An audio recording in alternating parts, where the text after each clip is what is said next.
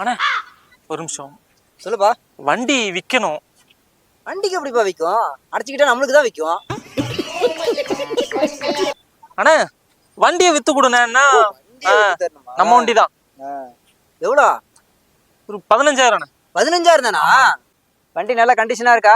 நல்ல கண்டிஷன் தானே இருக்கு. டயர்லாம் பூசு தானே? எல்லாம் பூசுனேன், இப்பதானே மாத்தினேன். டிஸ்க்லாம் நல்லா ஒர்க் ஆகுமா? 2 டிஸ்க்கும் ஒர்க் ஆகுண்ணா. இன்சூரன்ஸ், ஆர்சி புக்கு அண்ணா பர்ஃபெக்டா வச்சிருக்கேண்ணே. பெட்ரோலு பெட்ரோல் இருக்குண்ணே. இருக்கா? சரி, கொஞ்சம் வீடு வரைக்கும் வா. போலாண்ணே. அண்ணனே வாங்க போறாரு போல இருக்கு. ஈஸியா முடிஞ்சுச்சு. A few moments later. சரி, பார்த்து பத்திரமா போயிட்டு வாங்க. என்னங்க எனக்கு ஒண்ணுமே புரியல. அதுதானப்பா எனக்கும் புரியல. அண்ணா வண்டி வாங்கிக்கிறேன்னு சொன்னீங்களே. நான் எப்பப்பா வண்டி வாங்கிக்கிறேன்னு சொன்னேன்? நீங்க தானே கேட்டீங்க. வீட்டு வரைக்கும் வாங்கினீங்களே. நடந்து போறேன், சரி வீட்டுல டிராப் பண்றதுக்கு வர சொல்லாமேன்னு கூப்பிட்டேன். இது என்ன பிரமாதம்?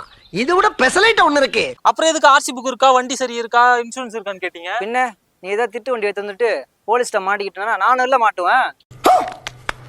அதனாலதான் எல்லா ப்ரூஃபும் இருக்கான்னு கேட்டேன். எதுலயும் கொஞ்சம் முன்னெச்சரிக்கையா இருக்கணும்லப்பா. போய் வண்டி விக்கிற வேலையை பாரு. No.